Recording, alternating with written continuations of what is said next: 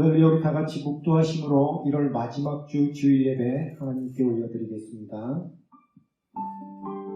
주 안에서 항상 기뻐하라. 내가 다시 말하노니 기뻐하라. 너희 관용을 모든 사람에게 알게 하라. 주께서 가까우시니라. 아무것도 염려하지 말고 다만 모든 일에 기도와 간구로 너희 구할 것을 감사함으로 하나님께 아뢰라. 그리하면 모든 지각에 뛰어난 하나님의 평강이 그리스도 예수 안에서 너희 마음과 생각을 지키시리라. 아멘.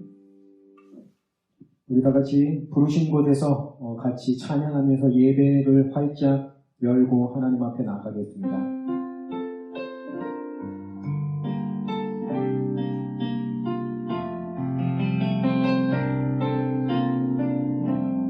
따스한 성령님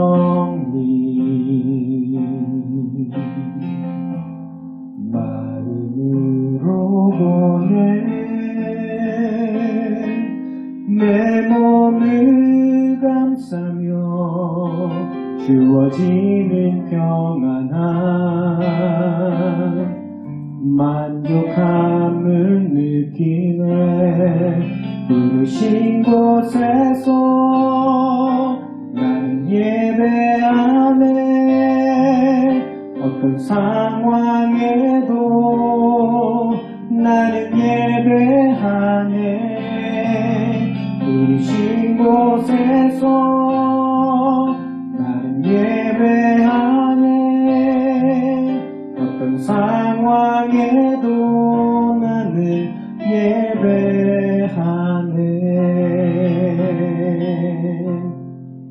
아멘. 우리 다 같이 사도신경으로 신앙 고백 하나님께 올려드리겠습니다. 나는 전능하신 아버지 하나님 천지의 창조주를 믿습니다. 나는 그의 유일하신 아들 우리 주 예수 그리스도를 믿습니다. 그는 성령으로 잉태되어 동정녀 마리아에게서 나시고 본디오 빌라도에게 고난을 받아 십자가에 못 박혀 죽으시고 장사된 지 사흘 만에 죽은 자 가운데서 다시 살아나셨으며 하늘에 오르시어 전능하신 아버지 하나님 우편에 앉아 계시다가 거기로부터 살아있는 자와 죽은 자를 심판하러 오십니다. 나는 성령을 믿으며 거룩한 공교회와 성도의 교제와 죄를 용서받는 것과 몸의 부활과 영생을 믿습니다. 아멘. 우리 다 같이 찬송가 546장 찬송 하나님께 올려드리겠습니다.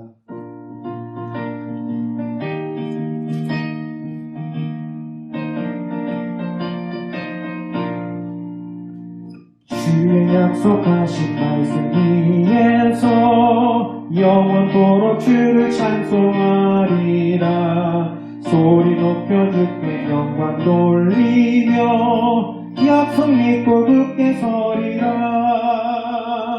굳게 서리 영원하신 말씀 위에 굳게 서리. 굳게 서리 그 말씀 위에 굳게 서리라.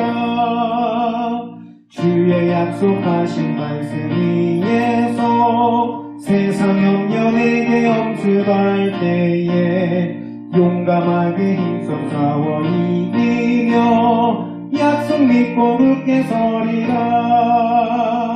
굳게 서리 영원하신 말씀 위에 굳게 서리. 굳게 서리 그 말씀 위에 굳게 서리라. 주님 약속하신 말씀 위에서 영원하신 주의 사랑이 믿고 성령으로 힘써 싸워 이기며 약속 믿고 굳게 서리라. 굳게 서리 영원하신 말씀 위에 굳게 서리. 굳게 서리 그 말씀 위에 굳게 서리라. 주님 약속하신 말씀 위에서 성령 인도하는 대로 행하며 주님 품에 항상 주 거두며 약속 믿고 굳게 서리라. 굳게 서리 영원하신 말씀 위에 굳게 서리. 굳게 서리 그 말씀 위에 굳게 서리라. 아멘. 우리 다같이 우리 하나님께 기도드리겠습니다. 할렐루야. 사랑과 은혜와 평강에 넘치시는 하나님 아버지를 찬송하며 주님께 이 영광을 올려드립니다. 하나님, 이 시간 우리가 다 함께 모여 하나님 앞에 각 처소에서 예배를 드릴 때에 우리의 마음을 온전히 주님께로 내어드리는 귀한 주님 기뻐 받으시는 예배가 될 수 있도록 우리의 마음들을 주께서 지켜주시고 보호하여 주옵소서. 우리가 무엇보다 주님을 더욱더 생각하게 하시고 주님 앞에 감사함과 기쁨을 가지고 예배에 참여할 수 있도록 인도하여 주시오며 예배 가운데 주시는 주님의 평강과 은혜가 넘쳐 흐르는 귀한 예배의 시간이 될 수 있도록 하나님 강권적으로 역사하여 주옵소서. 지난 한 주간 동안도 우리가 마음을 지키지 못하고 때로는 하나님 앞에 범죄함으로 또 때로는 마음 상함으로 살았던 것들을 주님 앞에 고백합니다. 우리의 마음을 지키지 못하였던 것들을 용서하여 주시고 하나님 성령의 은혜로 말미암아 마음을 강건케 붙들어 주시며 지킬 수 있는 힘을 더하여 주셔서 아버지 이번 한 주 동안에는 주님 기뻐하시는 마음가짐을 가지고 살아갈 수 있도록 은혜를 나누어 주시옵소서. 우리의 죄악들을 하나님 하나하나 아버지 주님의 보혈로서 깨끗이 씻어주심으로 말미암아 깨끗해 되어지는 은혜가 넘쳐 흐르게 하여 주시옵고 주님의 놀라우신 사랑과 은혜가 충만한 예배가 될 수 있도록 강권적으로 역사하여 주옵소서. 나라적으로 전 세계적으로 많은 어려움 가운데 있음을 주님께서 아시오니 우리가 이 가운데의 마음을 잘 지킬 수 있도록 인도하여 주시고 이런 어려움들을 통하여서 우리에게 원하시는 하나님의 뜻이 무엇인가를 고민하며 찾는 은혜가 넘치게 하여 주시옵소서. 또한 무엇보다 우리가 간구할 때에 우리 믿는 자들의 기도를 들으심으로 말미암아 하나님 속히 안정되어지고 일상의 기쁨과 은혜가 회복되어지는 역사가 있도록 강권적으로 역사하여 주옵소서. 오늘의 예배가 주님께 올려지는 예배가 될 수 있게 지켜주시옵소서. 주님의 말씀이 강단에서 선포될 때에 우리의 심령이 찔러 쪼개지는 역사가 일어나게 하시고 하나님 앞에 주님의 말씀 앞에 엎드려지는 역사가 일어나도록 강권적으로 역사하여 주옵소서.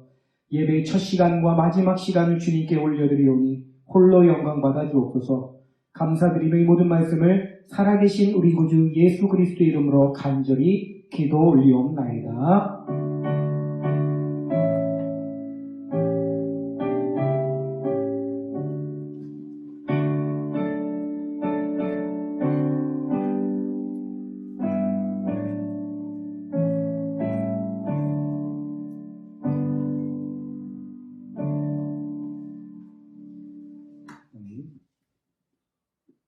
할렐루야. 오늘 이 시간에 우리에게 주신 하나님의 말씀은 민수기 22장 7절에서 20절 말씀 보겠습니다. 민수기 22장 7절에서 20절입니다. 제가 가지고 있는 성경으로 구약성경 233페이지에 있습니다. 민수기 22장 7절에서 20절 말씀 우리 한 목소리로 같이 합동하겠습니다. 모압 장로들과 미디안 장로들이 손에 복채를 가지고 떠나 발람에게 이르러 발락의 말을 그에게 전하매 발람이 그들에게 이르되 이 밤에 여기서 유숙하라. 여호와께서 내게 이르시는 대로 너희에게 대답하리라. 모압 귀족들이 발람에게서 유숙하니라. 하나님이 발람에게 임하여 말씀하시되 너와 함께 있는 이 사람들이 누구냐? 발람이 하나님께 아뢰되 모압 왕 십볼의 아들 발락이 내게 보낸 자들입니다. 이르기를 보라 애굽에서 나온 민족이 지면에 덮였으니 이제 와서 나를 위하여 그들을 저주하라. 내가 혹 그들을 목 쳐서 몰아낼 수 있으리라 하나이다. 하나님이 발람에게 이르시되 너는 그들과 함께 가지도 말고 그 백성을 저주하지도 말라. 그들은 복을 받은 자들이니라. 발람이 아침에 일어나서 발락의 귀족들에게 이르되 너희는 너희의 땅으로 돌아가라. 여호와께서 내가 너희와 함께 가기를 허락하지 아니하시느니라. 모압 귀족들이 일어나 발락에게로 가서 전하되 발람이 우리와 함께 오기를 거절하더이다. 발락이 다시 그들보다 더 높은 고관들을 더 많이 보내매 그들이 발람에게로 나아가서 그에게 이르되 십볼의 아들 발락의 말씀에 청하건대 아무 것에도 거리끼지 말고 내게로 오라. 내가 그대를 높여 크게 존귀하게 하고 그대가 내게 말하는 것은 무엇이든지 시행하리니 청하건대 와서 나를 위하여 이 백성을 저주하라 하시더이다. 발람이 발락의 신하들에게 대답하되 이르되 발락이 그 집에 가득한 은금을 내게 줄지라도 내가 능히 여호와 내 하나님의 말씀을 어겨 덜하거나 더하지 못하겠노라. 그런즉 이제 너희도 이 밤에 여기서 유숙하라. 여호와께서 내게 무슨 말씀을 더하시는지 알아보리라. 밤에 하나님이 발람에게 임하여 이르시되 그 사람들이 너를 부르러 왔거든 일어나 함께 가라. 그러나 내가 내게 이르는 말만 준행할지니라. 아멘. 우리 찬양 주님만 같이 우리의 마음을 다해서 우리 하나님을 사랑하는 마음을 고백하며 나가기를 원합니다.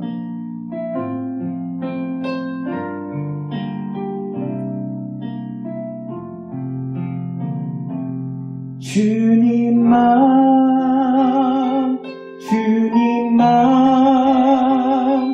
주님만 사랑하리.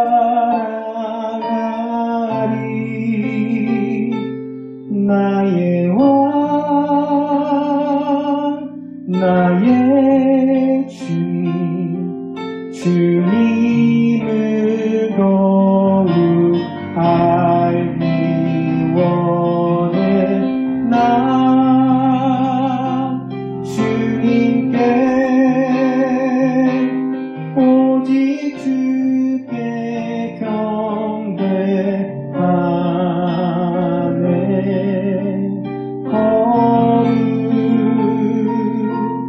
거룩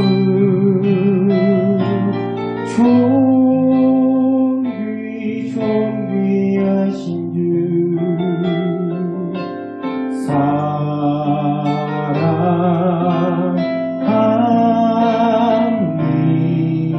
우리 다시 한번 고백합니다. 주님만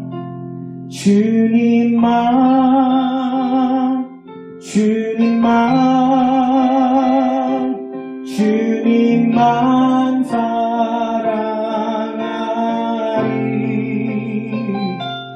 나의 왕 나의 주님을 더욱 알기 원해. 나 주님께 오직 주께 경배하네. 거룩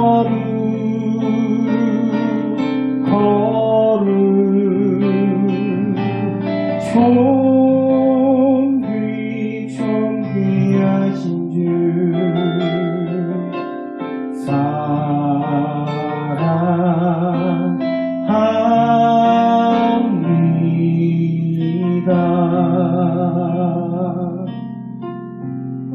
아멘. 할렐루야. 주님의 이름으로 사랑합니다. 주님의 이름으로 축복합니다. 오늘은 민수기에 나와 있는 이 발람과 발락의 이야기들을 또 한번 살펴보면서 우리 내면에 있는 동일한 문제들을 우리가 한번 점검해보는 시간을 가지려고 합니다. 여기 등장인물들을 잠깐 살펴보면 이 모압이라는 나라의 왕이 이름이 발락입니다. 그리고 하나님의 그 선지자가 나오는데 그의 이름은 발람입니다. 그 이름이 좀 비슷하다 보니까 약간 좀 헷갈릴 수 있어요. 모압 왕은 발락, 선지자는 발람입니다. 이 히브리 사람들이 이 하나님의 어떤 그런 놀라운 기적의 이야기들을 통해서 멸지함을 통해서 이제 애굽에서 나오게 되고, 그로 인해서 이제 하나님의 인도하신 가운데 이제 아모리 족속을 물리치고 파죽지세로 어떻게 보면 계속해서 지금 진군을 하고 있는 것이거든요. 그러니까 하나님이 이 이스라엘 백성들에게 행하신 이 일들이요, 그 주변에 있는 모든 나라들을 벌벌 떨게 만들었습니다. 예, 어디를 가도 이제 그 이야기가 이제 화제거리였을 겁니다. 예, 대국인 그 애굽을 하나님이 어떻게 치셨는지, 예, 사람의 힘으로 할 수 없는 그 10가지 재앙들을 통해서 이스라엘 백성들이 나오고 그들이 가는 곳마다 하나님이 승리를 주셔가지고 이 히브리 백성들에 대한 그 두려움이 굉장히 강했거든요. 그러다 보니까 이 모압 왕이 굉장히 좀 두려움이 많이 생겼던 것 같아요. 머리를 굉장히 많이 썼습니다. 이 이스라엘 사람들, 이 히브리인들이랑은 정면으로 맞서 싸워서는 도무지 이길 방법이 없다.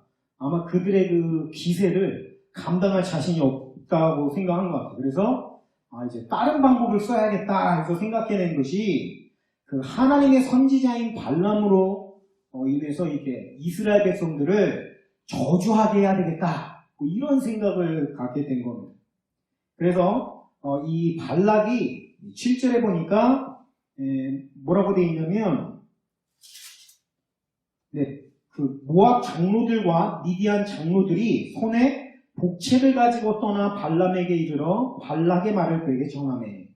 이 말이 뭐냐면 이스라엘 백성들을 좀 저주해 주십시오. 이런 부탁을 지금 하게 된 겁니다. 여기에 보니까 복채라고 표현을 하고 있네요. 전 볼 때 내는 돈을 복채라고 하잖아요. 아마 이 왕이 보낸 그 돈이니까 엄청나게 많은 양의 돈이 있지 않았겠습니까? 그래서 어떻게 보면 이스라엘 백성들이 모르게 음모를 꾸미는 이 발락의 모습을 지금 볼 수가 있습니다. 이 발락의 이런 모습들을 보면 성도들을 넘어뜨리려고 하는 이 사단의 그 마귀의 책략과 어쩌면 그렇게 비슷한가 이런 생각이 들기도 하거든요. 사단도요, 우리를 넘어뜨리기 위해서 별의별 방법을 다 동원을 하거든요. 보통 우리에게 고난을 줍니다. 고난을 통해서 넘어지게 만듭니다. 그런데 이 믿음을 지키고 안 된다 그러면 이제 회유를 합니다. 돈을 쥐어주든지 뭐를 쥐어줘가지고 타협하게 만들고 이렇게 처음에는 압박을 가하다가 안 통하면 이제 야 돈이 좋잖아, 돈을 가지고 이렇게 하면은 해줄게, 이런 식으로 나오는 거예요. 목적은 딱 하나입니다. 우리를 넘어뜨리게 만드는 것이거든요.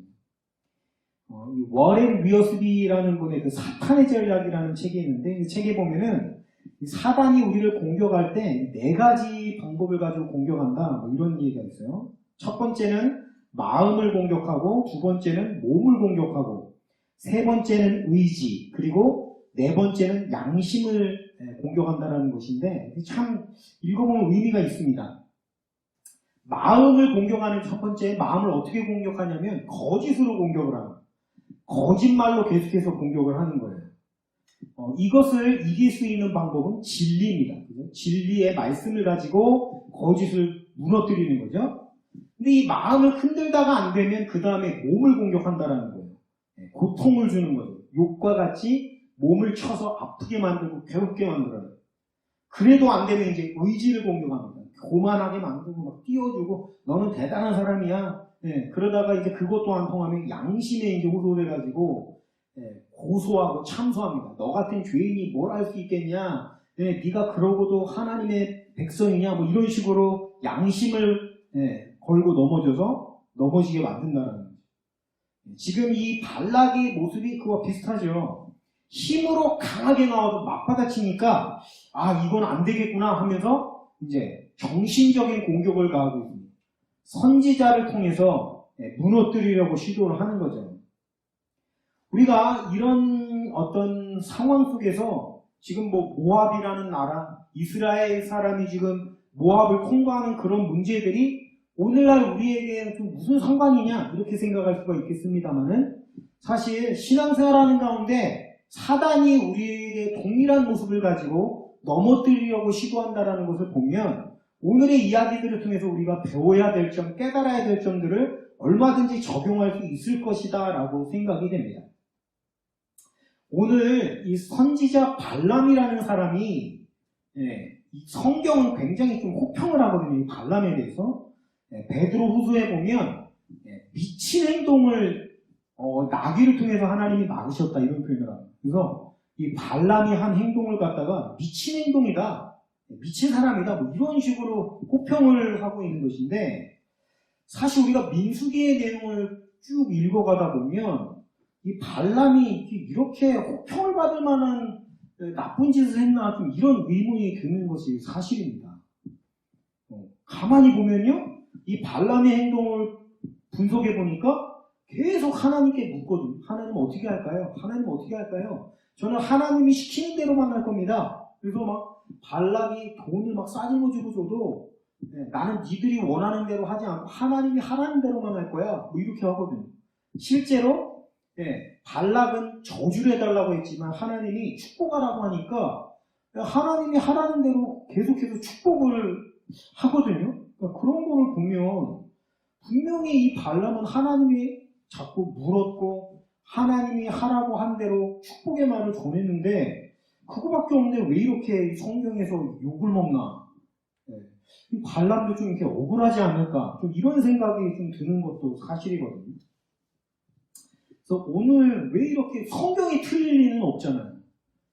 하나님의 말씀이 발람을 미친 행동을 했다. 이건 완전 나쁜 사람이다. 이렇게 평가를 하면 그게 맞는 거거든요. 오늘 이 발람이 왜 그렇게 혹평을 당해야 됐고 그의 행동이 이렇게 나쁜 행동이었는가를 좀 살펴보는 것들을 통해서 오늘 우리 안에도 얼마든지 이 발람의 이 마음이 도사리고 있을 수 있기 때문에 그러한 점들을 좀 생각을 해봐야 되겠습니다. 오늘 7절을 보니까 아까 우리가 말씀드린 것처럼 발락이 사신을 보냈는데 사신만 보낸 게 아니라 돈을 보냈어요. 복채를 가지고. 그래서 많은 돈을 가지고 싸들고 가서 내 부탁을 들어주면 이 돈은 선지자님 겁니다. 이렇게 하면서 부탁을 했죠. 그런 이제 그에게 이제 그 사신들에게 8절에 보니까 발람이 이렇게 대답을 했어요. 발람이 그들에게 이르되 이밤에 여기서 유숙하라. 여호와께서 내게 이르시는 대로 너희에게 대답하리라. 말이 얼마나 멋있습니까? 나는 내 말로 한마디도 너희에게 하지 못하고 오로지 내가 하나님께 물어보고 나서 하나님이 말씀하시는 대로 너희들에게 전해줄 거야. 이건 누가 봐도 이 선지자의 모습 아닙니까? 야, 하나님의 뜻만을 전하겠다라는 저 굳건한 의지. 야, 멋있다. 뭐 이런 생각이 들 정도거든요. 근데 여기서 우리가 한번 생각을 해봐야 돼. 그가 했던 행동, 했던 말들, 그것만을 가지고 평가를 하고 판단을 하면 하나님의 선지자가 분명히 맞고 믿음의 행동을 한 것 같은 게 분명히 사실입니다. 근데 오늘 우리가 살펴봐야 될 건 뭐냐면 그의 행동과 그의 말이 아니라 그 안에 깊숙이 내재되어 있는 그의 내면, 그의 속사람, 그 중심이 무엇인지를 한번 살펴봐야 된다는 거예요. 우리가 한번 생각을 해보자고요. 지금 하나님께서 하나님의 뜻대로 히브리 민족을 선택하셔가지고 애굽에서 그들을 끄집어내서 지금 광야에서 지금 그 가나안 땅을 향해서 가는 여정 가운데 지금 있는 겁니다. 그렇죠? 이게 하나님의 뜻이잖아요. 이스라엘 백성은 지금 거기에 순종해서 지금 나가고 있는 겁니다. 지금 이런 상황인데 발람이 하나님의 선지자잖아요. 근데 이 발락의 요청은 뭐냐면 하나님의 백성인 그 이스라엘 백성들을 저주하라는 겁니다. 이것은 단순히 그 백성을 저주해달라는 의미가 아니고요. 하나님의 뜻대로 순종하고 있는 그들을 저주해달라는 것은 넘어서 생각해보면 하나님의 행하심을 저주하는 거랑 똑같은 일이 되는 것이거든요. 그렇지 않겠습니까? 그런 의미에서 보면 보십시오. 내가 하나님께 어떻게 할지를 묻고서 너희에게 말해주겠다라고 이렇게 얘기를 하고 있는데요. 사실 이게 하나님께 물을 만한 내용이느냐라는 거예요. 그렇잖아요. 하나님의 백성이 하나님의 뜻을 행하는데 그들을 저주해달라. 하나님, 이게 지금 하나님의 뜻인가요? 아닌가? 이거 지금 물을 만한 일인가요? 전혀 그런 게 아니란 말이죠. 이거는 3살 먹은 어린아이라도 알아요. 하나님의 백성을, 하나님의 뜻을 행하는 백성을 저주하는 거는, 이거는 하나님께 물을 필요도 없이 하나님의 뜻이 아닙니다. 물어볼 일이 아니에요. 이거는 분별하기가 어려운 일이 하나도 아니란 말이죠. 하나님, 내가 이 산을 가는 게 하나님의 뜻인가요? 또는 하나님, 내가 이 직장을 가는 게 하나님의 뜻인가요? 이런 거는요, 참 어려워요, 분별하기가. 그렇잖아요. 그래서 우리가 묻고 또 묻고 하나님 가르쳐 주세요, 사인을 주세요. 계속 물어야 됩니다. 네, 헷갈리니까. 그런데 지금 이 발람의 문제는 어렵거나 헷갈리거나 잘 분별이 안 되는 좀 그런 문제가 전혀 아니거든요. 어린 아이들이 봐도 이거는 아니라는 것을 알 수가 있는 문제예요. 하나님의 백성을 저주하는 게 어떻게 하나님의 뜻이겠어요?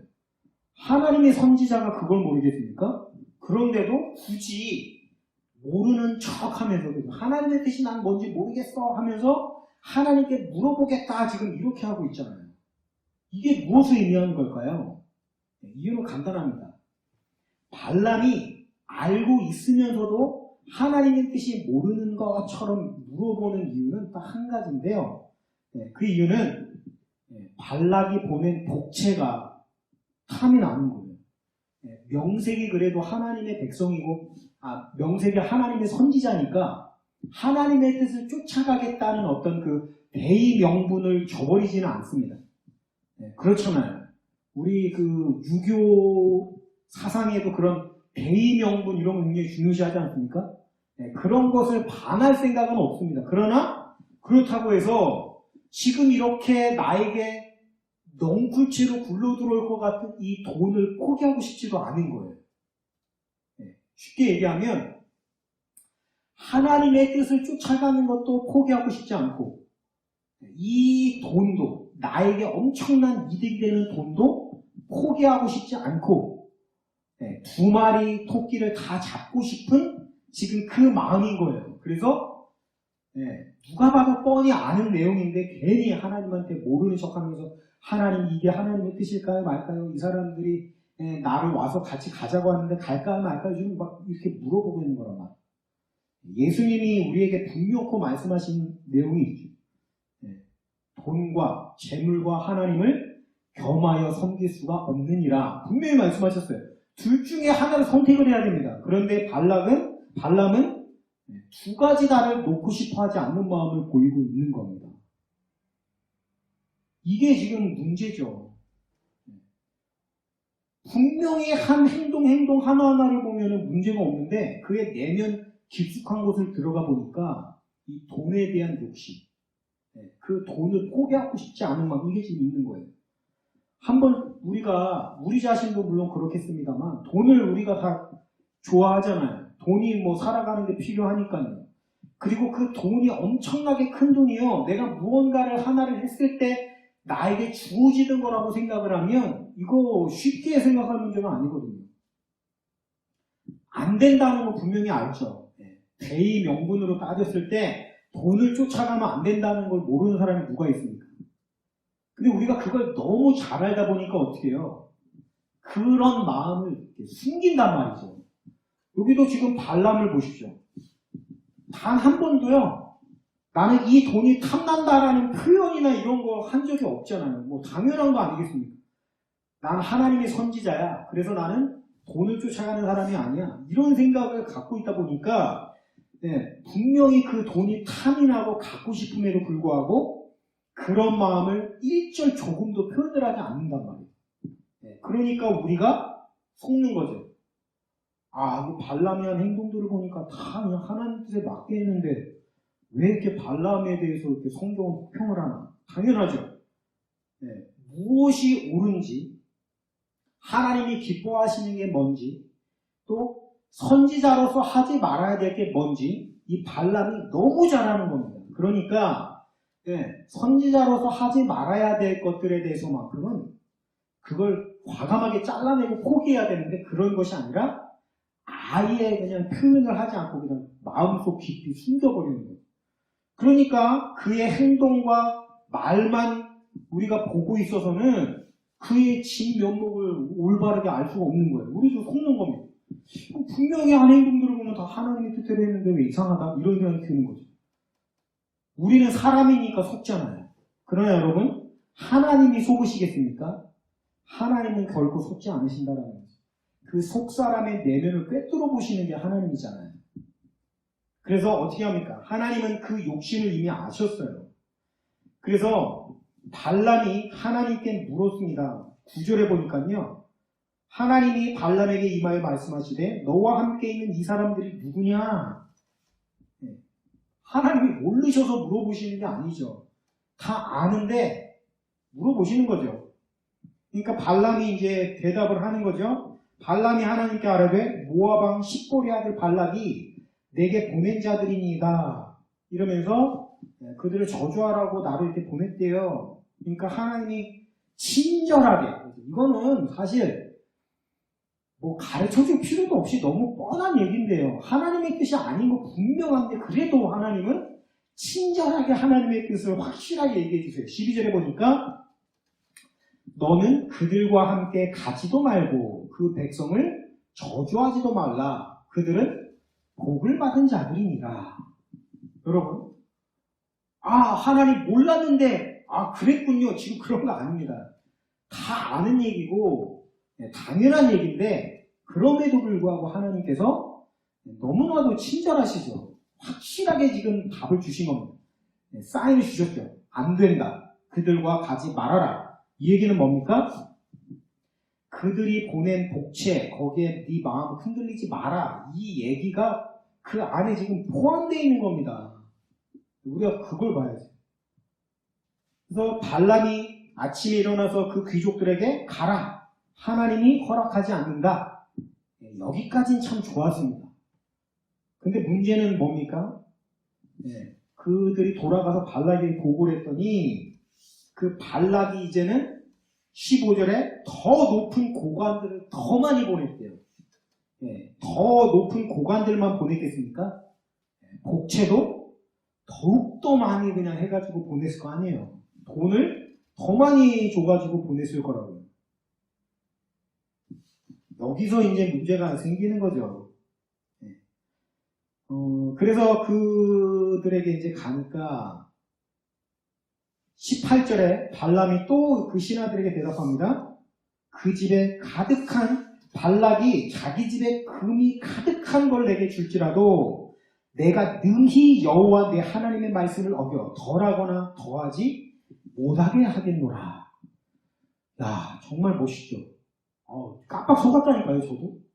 발람이 이렇게 얘기하니까 얼마나 멋있어요.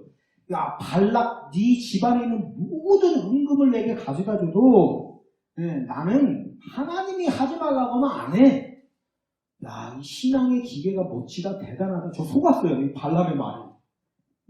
근데 발람의 말이 이렇게 멋들어진데 그 다음에 아주 이상한 말을 하고 19절에 보니까 그런즉 이제 너희도 이 밤에 여기서 유숙하라. 여호와께서 내게 무슨 말씀을 더 하시는지 알아보리라. 자, 이게 지금 굉장히 좀 이상한 겁니다. 분명히 그 말까지는 멋있었거든요. 나는 발락의 집안에 모든 은금을 줄지라도 나는 절대 하나님이 하지 말라고 하면 안 한다. 여기까지 참 좋았는데 그랬으면 어떻게 해야 됩니까? 쫓아내보내야죠.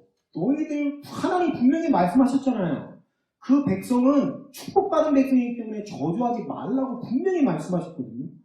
그러면 어떻게 해야 됩니까? 쫓아내야죠. 가라고. 근데 오늘 밤에 여기서 유숙하라. 그들을 자라고 합니다. 그 다음에 더 이상한 얘기를 하죠. 여호와께서 내게 무슨 말씀을 더 하시는지 알아보리라. 뭘 또 물어봐요. 분명히 하나님 말씀하셨는데 저주하지 말라고. 그들을 축복받은 백성이기 때문에 그들과 함께 가지 말라고 분명히 하나님 말씀하셨잖아요. 친절하게. 그런데 또 하나님께 물어보겠대요. 이게 무슨 얘기입니까? 하나님의 뜻을 이미 명백히 알아요. 그런데 끝끝내 그 돈에 대한 미련을 지금 떨쳐내지를 지금 못하고 있는 겁니다. 하나님의 선지자가요.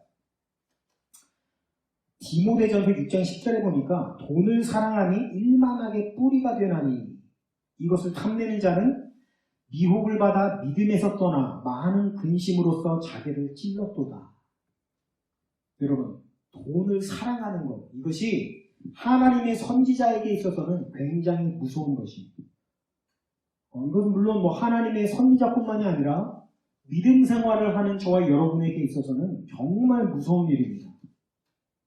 하나님이 무엇을 행하기를 원하시고 우리가 어떻게 살기를 원하시는지 우리는 이미 너무 잘 알고 있어요. 마치 발람처럼. 그런데도 뭡니까? 자꾸만 모르는 척하면서 나는 하나님의 뜻이 뭔지 모르겠어 궁금해하면서 나 하나님한테 물어볼 거야. 하나님 어떻게 할까요? 하나님 어떻게 할까요? 자꾸 물어요. 아는데도. 왜 그래요? 하나님이 혹시라도 마음을 바꾸셔서 그죠? 내가 원하는 대로 하게 해주실까 해서 뭡니까? 이 돈을 포기하고 싶지 않아. 내게 떨어지는 콩고물 이거 포기하고 싶지 않아가지고 이거 분명히 하나님의 뜻이 아닌 걸 아는데도 모르는 척하면서 자꾸 묻는 거예요. 언제까지 물을까요? 내가 원하는 대로 하라고 할 때까지 자꾸 묻는 겁니다. 하나님이 그걸 아시고서 이제 어떻게 대답을 하시냐면 20절에 일어나 함께 가라 이렇게 보세요. 발람이 원하는 대답을 드디어 하나님이 하신 겁니다. 그들과 함께 가라. 발람이 속으로 어땠겠어요? 속으로 크지를 불렀겠지. 드디어 내가 원하는 대답을 하나님이 주셨어. 아싸 하면서 이제 그들과 함께 간다고.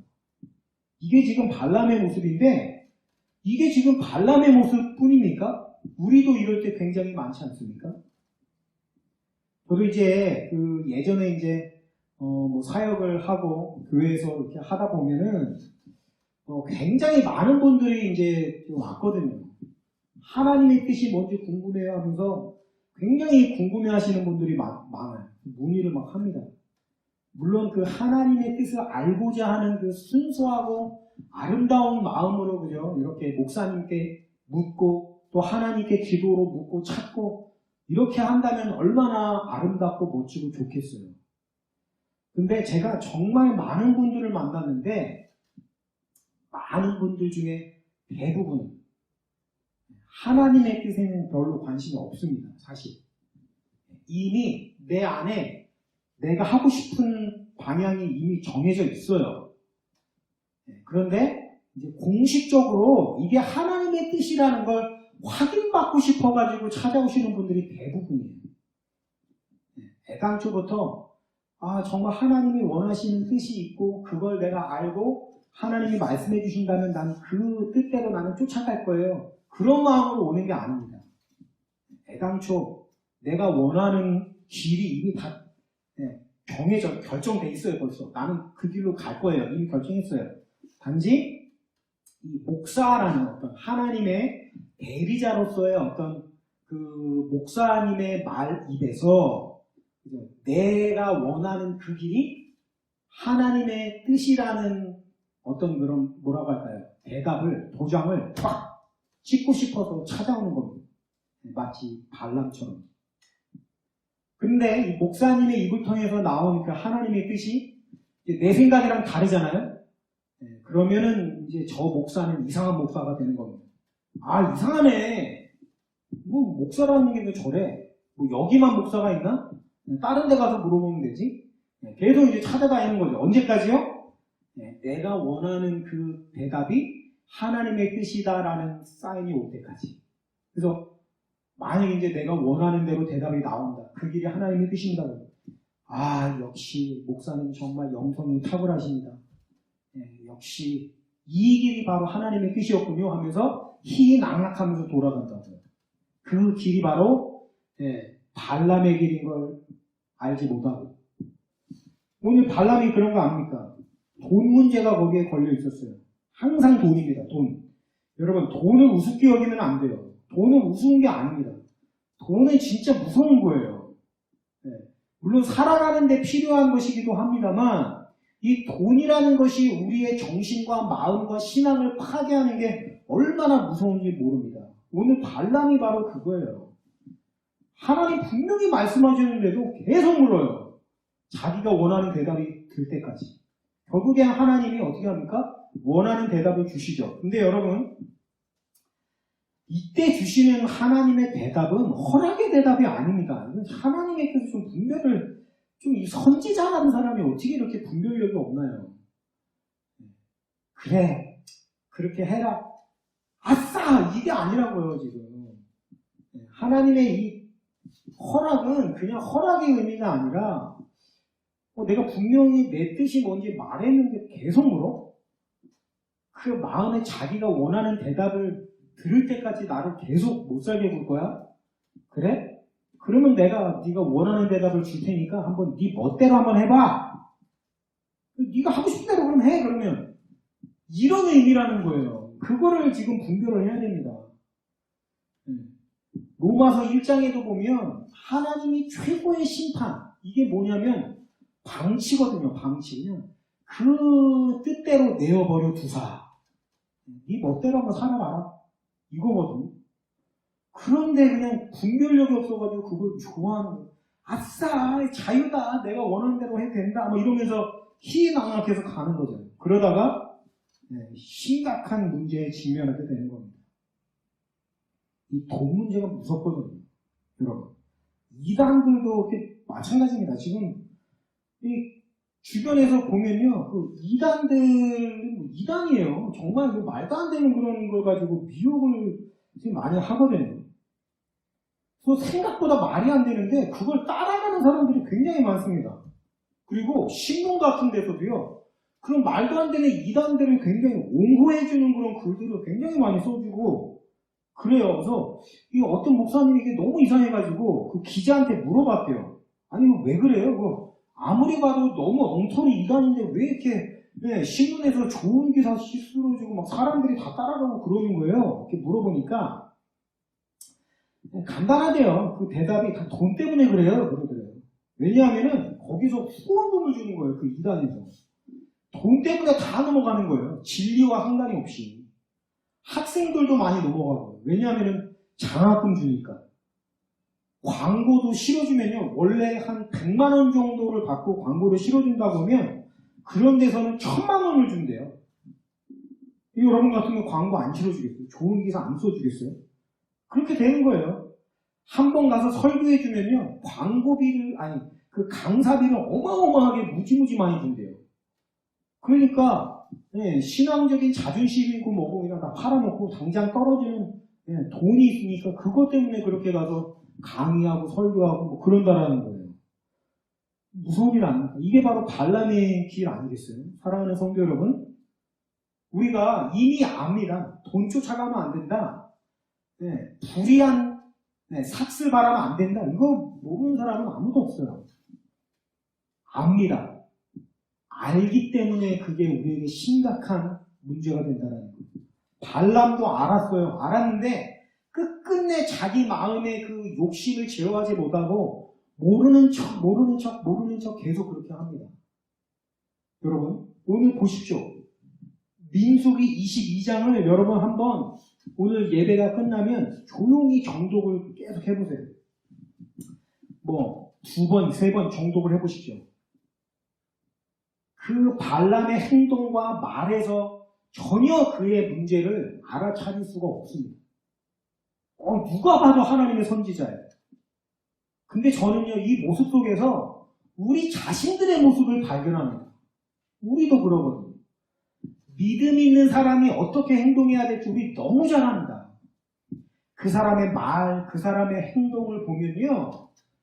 야, 정말 그리스도인이야. 정말 믿음이 좋은 사람이야.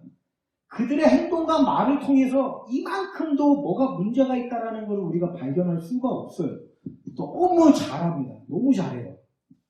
발람이랑 똑같죠. 아무리 몇 번을 읽어봐도 모르는 거예요. 그러나 그 내면, 그 속사람을 뚫고 들어가, 그죠? 철저하게 감추고 은폐하고 모르는 척하고 있는 그 속사람을 파고 들어가 보면 그 안에는 돈에 대한 욕심과 더러운 탐욕, 불의한 삭슬, 사모하는 마음. 그래서 누가 봐도 하나님의 뜻이 쉽게 분별이 되는데도 불구하고 마치 나는 아무것도 몰라요 하는 것처럼 하나님의 뜻이 뭐예요? 자꾸 물어요. 언제까지? 내가 바라는 대답을 주실 때까지. 이게 무서운 거 아닙니까, 여러분? 오늘 우리가 이 발람의 이야기를 통해서 좀 우리 자신의 모습을 들여다봤으면 좋겠습니다.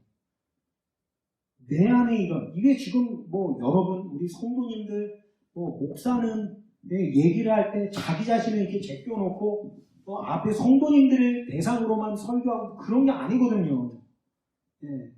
물론 제가 이 말씀을 선포할 때 우리 성도님들은 하나님이 나에게 주신 말씀으로 들으시겠지만 저 역시 마찬가지거든요.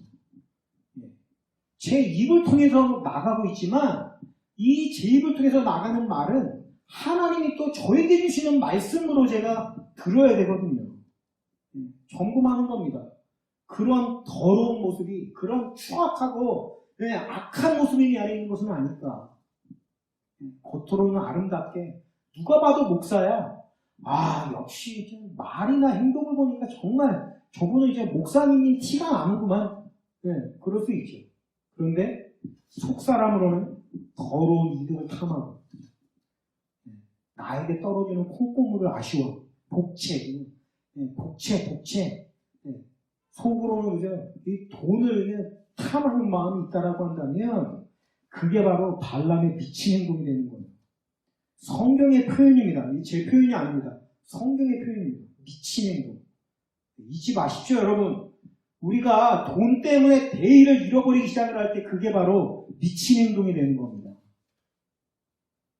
말세가 점점 가까워질수록 돈의 가치 점점 올라갈 것이고 여기저기서 돈에 허덕이고 돈을 쫓아가고 돈만 바라보며 살아가는 사람들이 많습니다. 우리는 신앙이니까 대놓고 그렇게는 안 하죠. 나는 돈을 좋아해, 나는 돈을 쫓아가 이렇게 말하는 사람이 어디 있습니까? 그리스도인이. 철저하게 감춰야죠. 감추고 속사람으로 행동은 하나님 믿는 사람인 것처럼 잘하고 속으로는 은근슬쩍 돈을 쫓아가면서 하나님, 나 일로 가면 돈 생기는데 그쪽이 하나님의 뜻이라고 빨리 얘기해요. 그렇게 얘기할 때까지 난 계속 물을 거예요. 이런 식으로 나가서는 안 되겠죠. 오늘 우리 자신 안에 있는 돈을 사랑하는 마음, 여러분, 작은 겁니다. 이 정도는 좀 허용해도 되지 않아? 이 정도는 누구나 당연히 먹을 수 있는 마음 아니야? 그렇게 이야기하고 생각하는 순간 이 죄라고 하는 것이 입을 크게 벌려서 오늘 우리를 삼켜버린다는 사실을 잊지 말아야 돼요. 오늘은 우리가 이 주제에 대해서 좀 살펴봤으니까 넘어가겠습니다만은 제가 기회가 된다면 좀 연속해서 좀 발람에 대한 설교를 하려고 하는데 이 발람이 과연 이 조그마한 거를 제어하지 않고 허용했을 때에 어떤 마침을 마치게 되었는가에 대해서 이제 다음에 또 살펴보게 될 텐데 정말 경악스럽다고 표현할 수밖에 없을 정도거든요. 여러분 또 다음 설교를 또 한번 기대해 주시고요. 오늘은 우리 안에 있는 이 악한 마음, 추한 마음 이것을 좀 들여다보면서 더러운 이득, 돈이 걸려있는 일에서 무조건 하나님을 쫓아갈 수 있는 결단, 하나님의 뜻을 분별해서 선포할 수 있는 그런 저와 여러분이 되시기를 주님의 이름으로 축원하면서 말씀을 마치겠습니다. 오늘 우리가 말씀을 생각하시면서 같이 간절히 찬양하기를 원하거든요. 우리의 힘으로 할 수 없습니다. 세상의 유혹과 시험이 몰려올 때에 나의 힘으로는 그것과 싸워 이길 수 없습니다. 그렇기 때문에 주님만을 바라보고 주님만을 의지함으로 우리가 나가는 그 마음을 가지고 우리 세상의 유혹 시험이 같이 고백, 찬양 하나님께 올려드리기 원합니다. 찬양하겠습니다.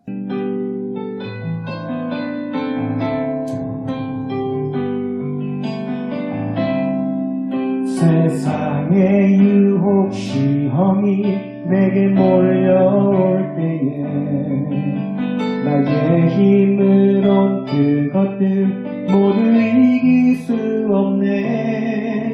거대한 폭풍 가운데 위축된 나의 영혼 어찌할 바를 몰라 헤매이고 있을 때 주 찬양 손을 들고 찬양 전쟁을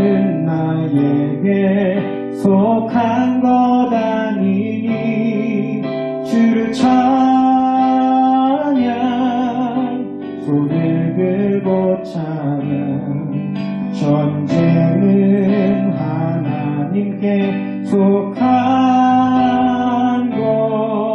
것이니 거짓과 속임수로 가득 찬 세상에서 어디로 갈지 몰라 머뭇거리고 있네. 공중의 권세 잡은 자 지금도 우리들은 실패와 절망으로 넘어뜨리려 하네. 주 찬양 손을 들고 찬양. 전쟁은 나에게 속한 것 아니니 주를 찬양 손을 들고 찬양. 전쟁은 하나님께 속한 것이. 주위를 둘러보면 아무도 없는 듯 믿음의 눈을 들면 보이는 분 계시네. 지금도 내 안에서 역사하고 계시는 사망과 어둠의 권세 물리치신 예수님. 주를 찬양 손을 들고 찬양. 전쟁은 나에게 속한 것 아니니 주를 찬양 손을 들고 찬양. 전쟁은 하나님께 속한 것이. 주를 찬양 주를 찬양 손을 들고 찬양. 전쟁은 나에게 속한 것 아니니 주를 찬양 손을 들고 찬양. 전쟁은 하나님께 속한 것이. 할렐루야. 우리 주님만을 바라보고 나아가는 저름 되시기를 주님의 이름으로 축원합니다. 교회 소식을 전해드리겠습니다. 지금 좀 선교센터인가 거기 때문에 계속 또 코로나가 좀 번지고 있어서 또 이쪽 지역에서도 좀 많이 계속 나오더라고요. 그래서 좀 조심하자는 측면에서 이제 또 온라인 예배로 잠깐 또 전환을 합니다. 그래서 각 처소에서 또 온라인으로 하나님 앞에 예배드릴 때에 또 주님께서 또 은혜를 많이 부어주시기를 축원하고요. 또 이제 좀 잠잠해지고 또 괜찮아지면 바로 또 대면 예배로 또 전환을 하도록 하겠습니다. 또 각자로 개인적으로 또 연락을 드리도록 할 테니까 그렇게 해주시고, 교회와 또 예배를 위해서 많이 또 중보해 주시고 기도해 주시면 감사를 드리겠습니다. 올려드리는 좀 예물 위해서 잠시 기도하겠습니다. 사랑해 주님 감사를 드립니다. 하나님의 은혜 가운데 또 지켜주신 은혜를 감사하는 마음으로 또 각 처소에서 또 온라인으로 하나님 앞에 예물을 올려드리는 손길들이 있습니다. 그 손길들 주님 기억하시고 예물을 기뻐 받아주심으로 아버지의 복의 복을 더하여 주셔서 물질로 인하여 어려움 당하는 가정이 한 가정도 없게 하시고 물질의 복뿐만이 아니라 건강의 축복, 또 형통함의 축복, 자녀의 축복, 가정의 축복이 넘쳐나는 귀한 가정가정들에게 은혜를 나려 주옵소서. 이 예물이 쓰여진 곳에는 하나님의 나라가 주님의 복음이 전파되는 데 사용되는 예물 되게 하여 주옵소서. 감사드리며 예수 그리스도의 이름으로 간절히 기도 올려옵나이다. 아멘. 우리 주기도송과 축도함으로 예배를 마치겠습니다.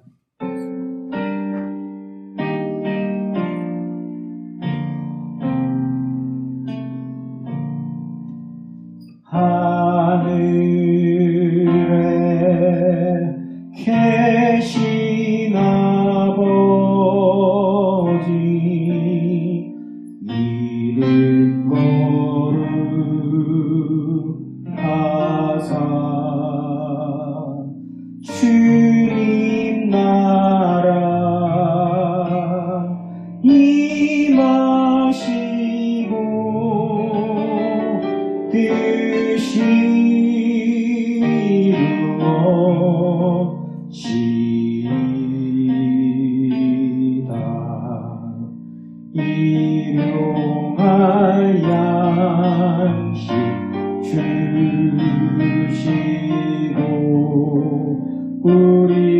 우리들의 큰 죄 다 용서하옵시고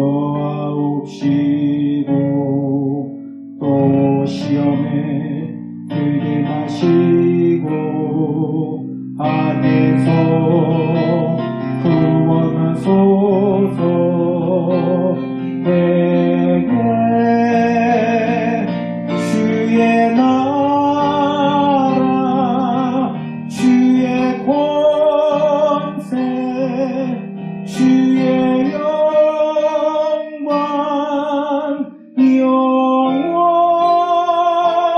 영원히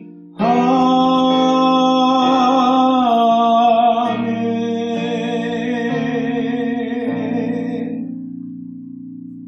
지금은 우리의 빛 되신 우리 구주 예수 그리스도의 풍성하신 은혜와 하나님 아버지의 만극하신 사랑하심과 성령님의 내주 교통하심에 충만하신 은혜가 주님만을 바라보며 주님만을 의지하기로 결단한 하나님의 모든 백성들 머리머리 위에, 그들의 운영하는 사업장과 직장 위에, 자녀들과 가족들 머리 위에, 우리 순전한 나드 교회 위에 지금으로부터 영원토록 함께 하시기를 간절히 축원하옵나이다.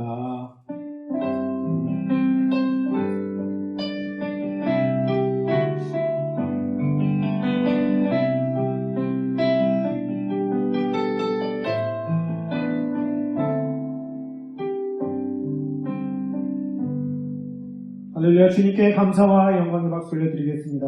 이것으로 2021년 1월 마지막 주 주일 예배를 마치겠습니다.